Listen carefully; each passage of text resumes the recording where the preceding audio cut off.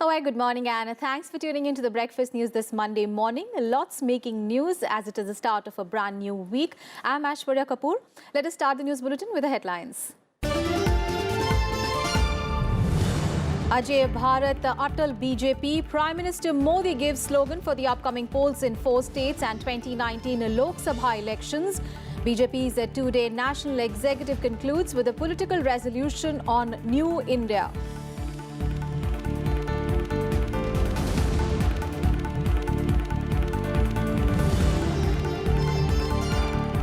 Swami Vivekananda's message is still relevant, says Vice President M. Venkaiah Naidu at the World Hindu Congress, warns against any narrow interpretation of Hinduism, calls for universal acceptance and tolerance.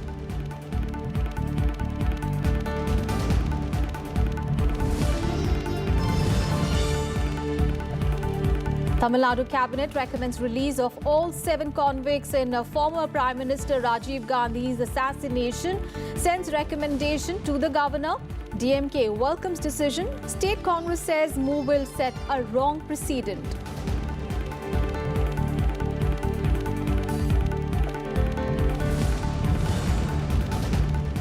Chaos grips Afghanistan as insurgents kill at least 29 security forces in separate attacks across the country. Thousands of gunmen take to streets in capital Kabul, firing in the air and injuring civilians on the death anniversary of a prominent anti-Taliban leader.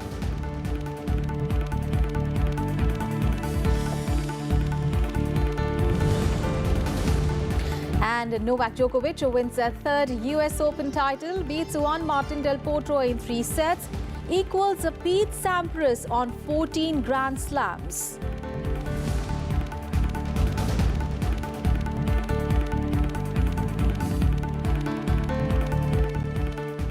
Our top story this morning outlining its campaign theme for the 2019 general elections. The BJP's 2-day national executive concluded on Sunday, and Prime Minister Narendra Modi addressed the final day of the BJP's national executive, giving the party a new slogan for the upcoming polls in 4 states and the 2019 Lok Sabha elections, namely Ajay Bharat, Atal BJP, that is, Invincible India, Steadfast BJP. The national executive concluded with a political resolution on New India that praised the government's achievements under Prime Minister Narendra Modi as much as it slammed the opposition for its lack of leadership, policy and strategy.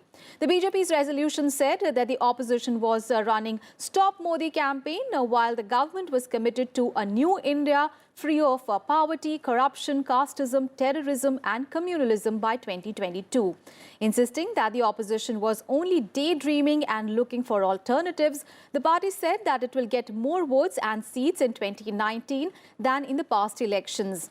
Party chief Amit Shah claimed a reign of 50 years for the party if it pulls off victory in 2019. Today, Modi ji gave a clarion call to recall 2 powerful phrases. Ajay Bharat, Atal Bhajpa. An India which is unconquered, which is not to be subjugated by anyone. And a BJP which remained firmly committed to its principles. जो अध्यक्ष जी ने कुछ महत्वपूर्ण बात कही है, उसमें उन्होंने ये कहा है कि 22 करोड़ परिवारों से हमें संपर्क करना है, और इसके साथ उन्होंने दूसरी महत्वपूर्ण बात कही कि हमारे 9 करोड़ कार्यकर्ताओं का कॉर्पस हमारे पास है। एक बात अध्यक्ष जी ने और कही कि 14 के बाद हमने जरा भी विश्राम नहीं किया, चाहे वो हमारे प्रधानमंत्री हों, हमारे राष्ट्रीय अध्यक्ष हों। उन्होंने एक बात कही कि प्रधानमंत्री बनने के बाद माननीय मोदी जी ने देश के 300 लोकसभा को विजिट किया है। वो 300 कर लिया, जो बचे हुए हैं उसको भी कर लेंगे चुनाव के पहले। तो जहां हमारे प्रधानमंत्री इतनी मेहनत करते हैं और हमने देश के लिए इतना काम किया है, तो 19 हम जीतेंगे, और 19 के जीतने के बाद 50 साल तक हमें हटाने वाला कोई नहीं है। और ये उन्होंने कहा हम कोई अहंकार में नहीं बोल रहे हैं, अपने काम के आधार पर बोल रहे हैं। और ये देश की पॉलिटिक्स बदल रही है, देश परफॉर्मेंस और होप की ओर जा रहा है। उसमें मूल मुद्दा यह है कि एक नए भारत का संकल्प प्रधानमंत्री जी ने किया और 4 साल के बाद हम ये कह सकते हैं कि नए भारत का संकल्प साकार करने की दिशा में भारत ने बहुत तरक्की की है, समाज ने भी साथ दिया है और इसलिए पूरा विश्वास इस प्रस्ताव में जताया है कि नया भारत साकार होके ही रहेगा। और कैसा है नया भारत? गरीबी से मुक्त, भ्रष्टाचार से मुक्त, आतंकवाद से मुक्त, जातिवाद से मुक्त, संप्रदायवाद से मुक्त, ऐसा एक नया भारत 2022 तक स्थापित होगा, इसका आज विश्वास इस प्रस्ताव में प्रमुखता से किया गया है। And a united opposition is participating in the Bharat Bandh today, called by the Congress party. The nationwide strike is a call to protest against the fuel hike price and the falling value of the rupee against the dollar. The Congress will begin its protest from Rajghat in the national capital. Several opposition parties, including the NCP, DMK, RJD, JDS, SP and the left, have extended their support to the Bandh. Trinamool Congress, however, has decided to not join the nationwide protest. The BJD too has said that it will neither protest nor support the Bandh, but has announced that the schools will remain closed today.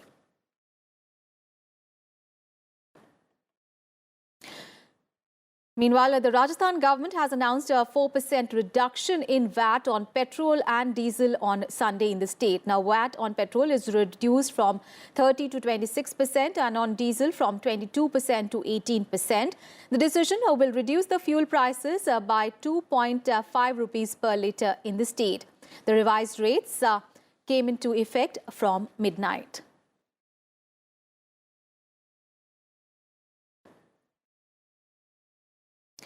The Vice President of India, M. Venkaiah Naidu, attended the concluding session of the World Hindu Congress held to commemorate 125 years of Swami Vivekananda's Chicago speech and said that Swami Vivekananda's messages still reverberate across India and are relevant till today. Addressing the second edition of World Hindu Congress on the occasion of the 125 years of Swami Vivekananda's address at the World Parliament of Religions, Vice President M. Venkaiah Naidu said that the World's Parliament of Religions emerged as a celebration of the rich diversity in religions and cultural beliefs around the world. It brought the world together to understand different world views. It deepened our appreciation of the common quest for peace, harmony that human beings have been engaged in from time immemorial. Swami Vivekananda's address at this parliament has been incredibly influential.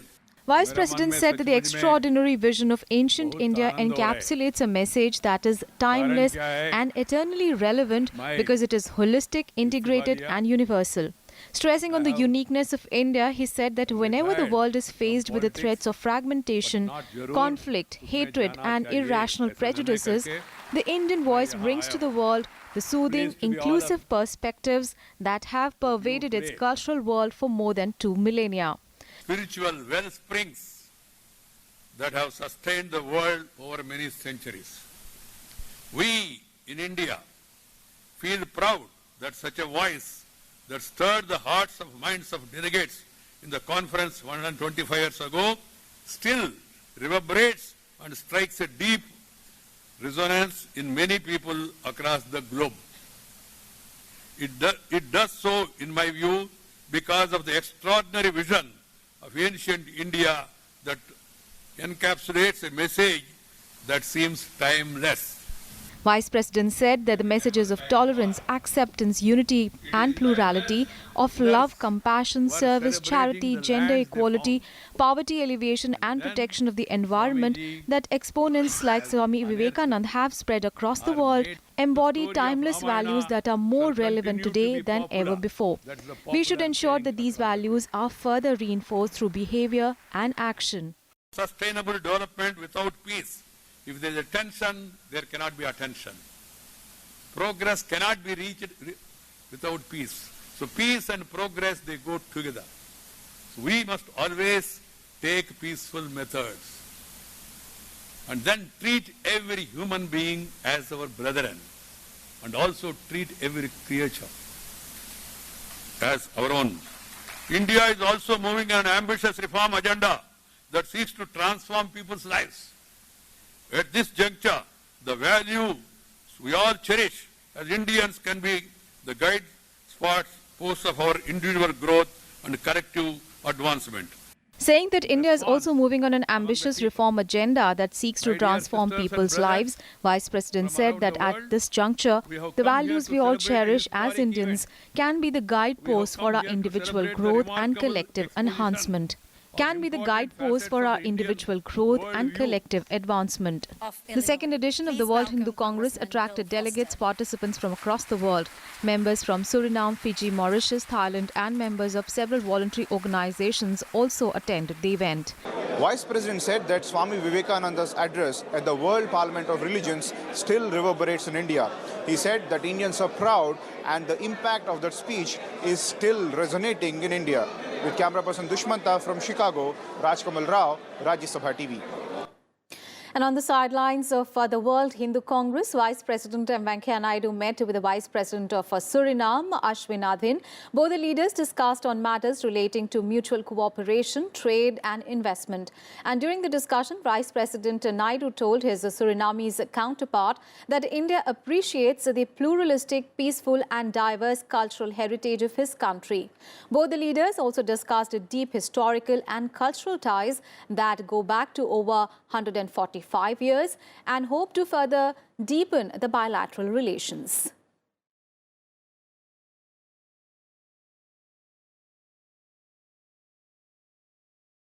And in an interaction with the Indian diaspora based in Chicago, Vice President M. Venkaiah Naidu said that the friendship between India and the US is based on shared values of individual liberty, freedom, democracy, pluralism, law and justice.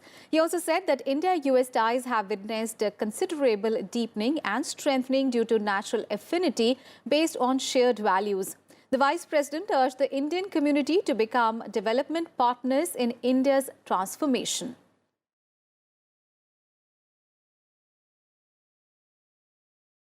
And on the first day of his visit to Chicago, Vice President Naidu attended a program organized by 21 Telugu associations of the country. And at the event, he urged them to not forget their spiritual and cultural roots and contribute towards building a new and resurgent India. The Vice President asked them to uphold India's core values and beliefs of sharing, caring and treating the entire world as one family. He pointed out that India is the spiritual capital of the world and one of the oldest surviving civilizations. He complimented the Telugu community for their contribution to the progress of America and urged them to join in fast-tracking India's growth story.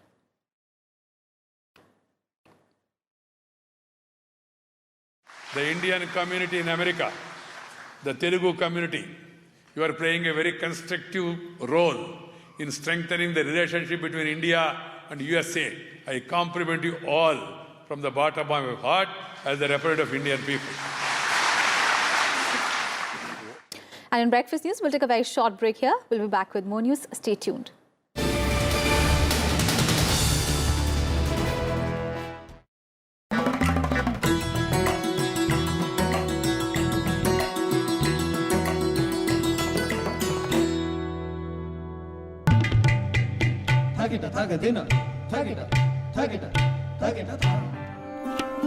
Standing at the center of Quwwatul Islam Mosque inside the historic Qutub complex, this iconic iron pillar gives us a glimpse of Delhi's tryst with the kingdom and its supremacy. This iconic pillar bears an inscription written in a later form of Brahmi script of Ashokan time. The inscription on the pillar talks about the victory of a great king, defeating his enemies from the expanse of areas between what is now Bengal to Punjab. The pillar is 7 meters tall and is 1 meter below the ground with diameter of 48 centimeters at the foot. getting slender at the top, measuring 29 centimeters. Weighing approximately 6.5 tons, the pillar was manufactured by forged welding and has not rusted ever since.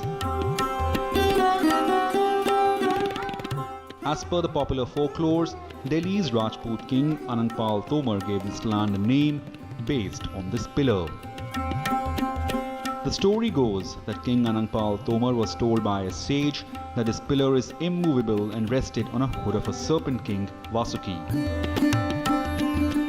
Out of sheer curiosity, Tomar decided to check the ground beneath the pillar and surprisingly, he indeed found the pillar resting on the head of a serpent king.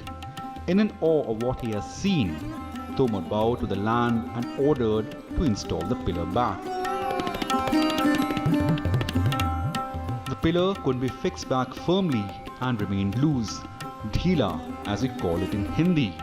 It was here Delhi got the first variant of his name, Dhili, the land whose soil is loose.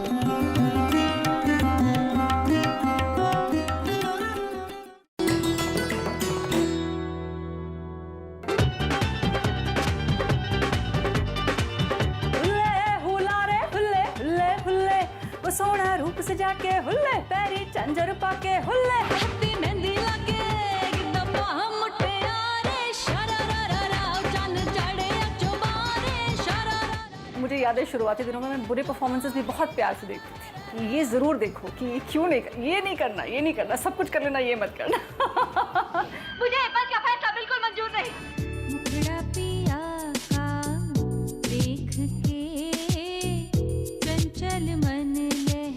नमस्कार, मैं हूँ राजेश्वरी सचदेव। मुझसे मिलिए programme गुफ्तगू में, सिर्फ Rajya Sabha TV पर।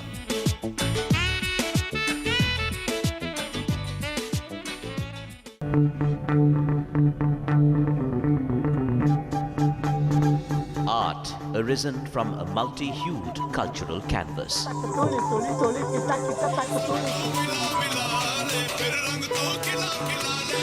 Tradition and cultural fervor dating back centuries.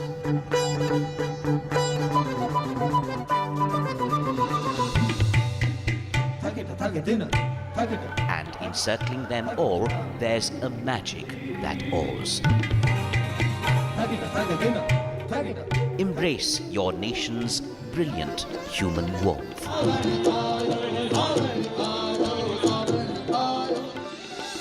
Watch Colors of India, Sundays at 9:30 p.m. on Rajya Sabha Television.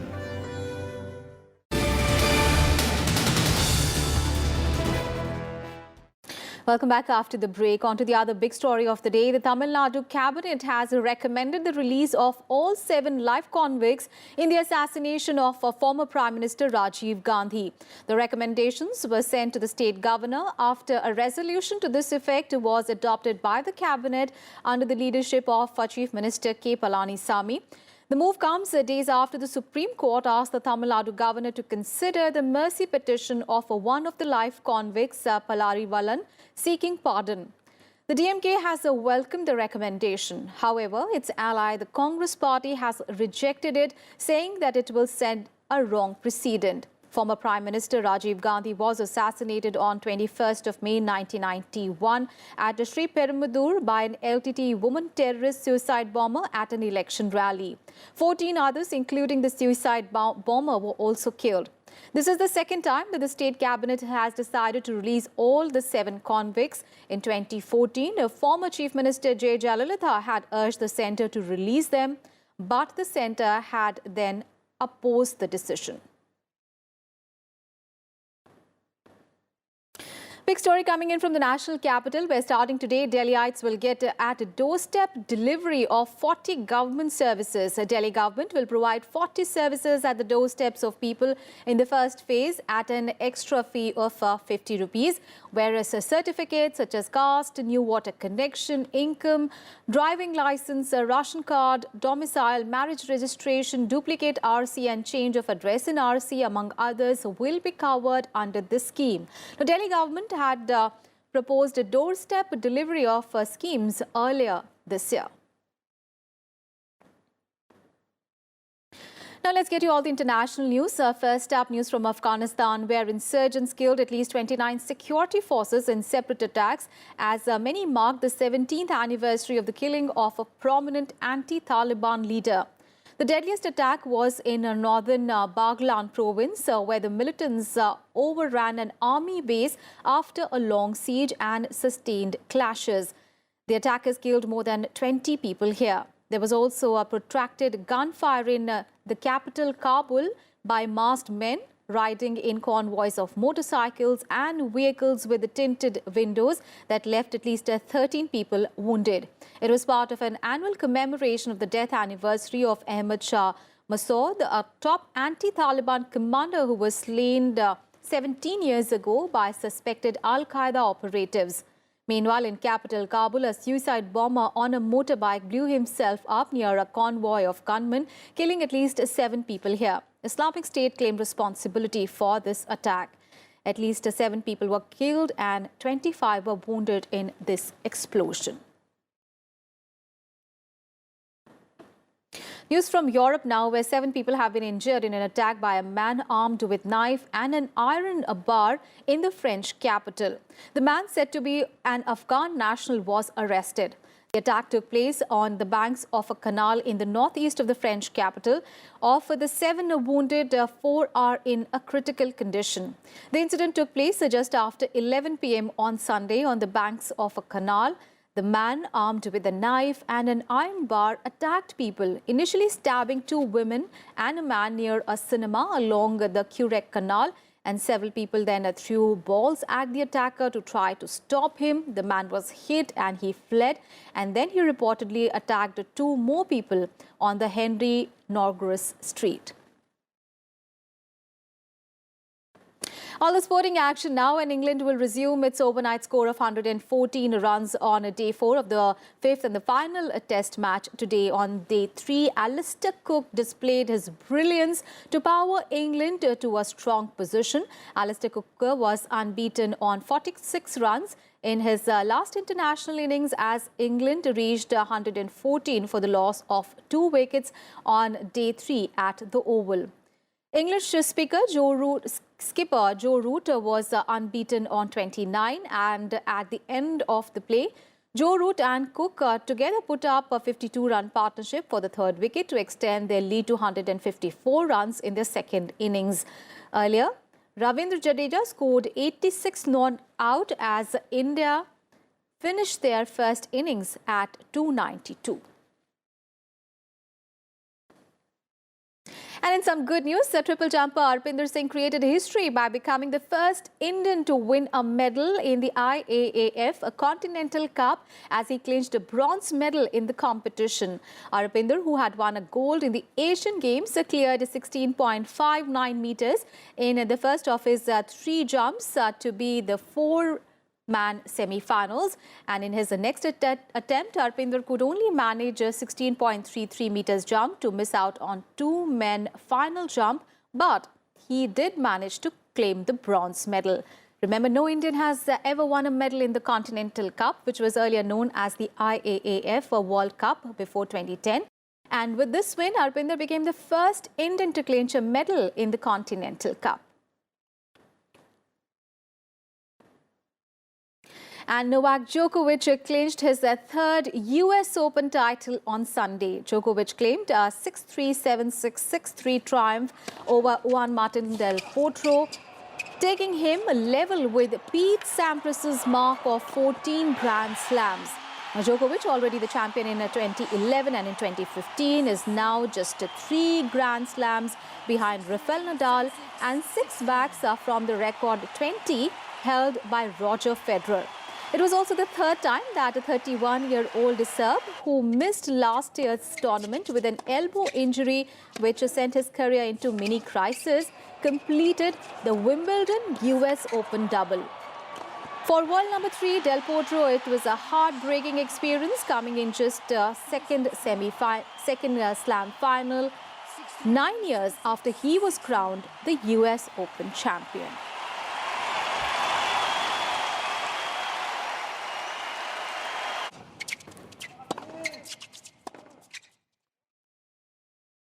And with that, we wrap up this edition of Breakfast News. But news and updates continue on your channel. Thanks for watching.